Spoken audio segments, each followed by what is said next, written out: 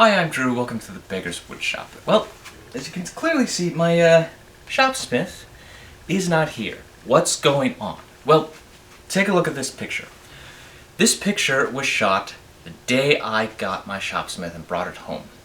At least my old home. Well, if you notice in that picture, the bench tubes are extremely rusty. In fact, here's one. Pretty rusty.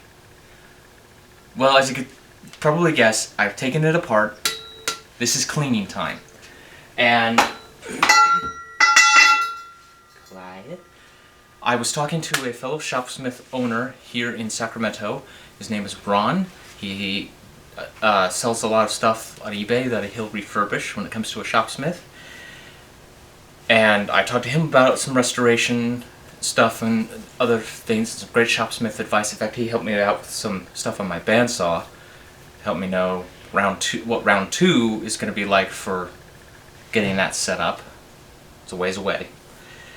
And he recommended a couple of things. One was to start with a sanding, all right? And if you're going to do this, ladies and gentlemen, sanding off your rust, make sure it's a very fine grit, all right? So a high number. I've started with 320, which is not exactly what I wanted to start with, but it's also the highest grit I've got. I have no idea what happened to my 400 grit sandpaper. Either it's buried in that drawer where I've got my sandpaper, or somehow I used it up already, or lost in the move. I don't know. Hopefully not. But if you're gonna use sandpaper, don't put your sandpaper and go back, forth, back, forth, back, forth. No. One direction. So I am going one direction, lifting the paper, going that same direction. That is, because otherwise you're going to add more scratches than are necessary. Now, I've paused at the moment for removing this stuff because the clothes I was using have gotten real dirty and I want to get them clean. Otherwise I'm probably going to be sending more rust everywhere. But I have made good progress. This is the other bench tube. It's not 100% removed of all the rust. I got this end to kind of finish, and some of it is still kind of mixing its way in. There is another method, ladies and gentlemen. Don't fall. There is another method I'd like to use, and this was recommended to me, and that is to use Evaporust. This is an empty can that was given to me. It helps me remember the name. I know Adam Savage uses this stuff. And the idea is to put it into a container that can be sealed and let it go for 12, 24 hours, depending on what the...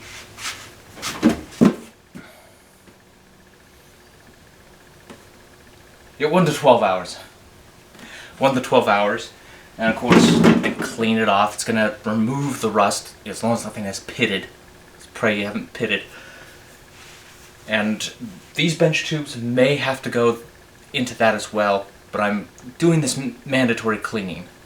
So I've disassembled everything, and now here's the other thing. I looked at other parts, and some of them I may have to do this cleaning as well, but some of that cleaning I'm looking at thinking, well, I'm also going to be removing the paint in some cases. What do I do here? So it's looking like I may have to go ahead and do the paint restoration that I wanted to do as well. I haven't officially said yes. I'm actually going to contact Ron and get his opinion on things. It'd be fun if I could powder coat all of this. But I was hoping that if I did any kind of paint restoration, it would be when my headstock got a Power Pro. I don't know what's going to happen next, because I also wanted to repaint that whole headstock and bring it up to a good color. You could tell it's had its wear. I mean, it's 1954. It's old. It's old, alright? Wow. 2024. That's going to be 70 years. Am I counting that right? Is that going to be 80 years? No, 70 years. 70 years. And this machine still runs. Incredible. So that's what's going on with that right now, ladies and gentlemen. A possibility of a paint job, definitely a rust cleaning. So, and hopefully I've given you a little advice to do some research. Leave a comment down below if you've got some other ideas and suggestions I can look up. I know I'd love to have this thing brought up to a good color, but the cleaning is important. You want to keep this stuff clean, ladies and gentlemen. And hopefully I will see you next time right here on the Beggars Woodshop. Okay, I almost forgot this, ladies and gentlemen. Okay, you don't want to go those really coarse grits when if you use a sandpaper to remove it, and try not to use a wire brush. All right, you're gonna remove more than necessary, and if it's something that needs to be kept perfectly flat, you're gonna create a little set of divots that you don't want. So I'm trying to remember what Ron said of how low to go in number, in other words, how coarse of a grit. I don't want to go past 320, and looks like I'll be okay at the moment, but let's see what happens.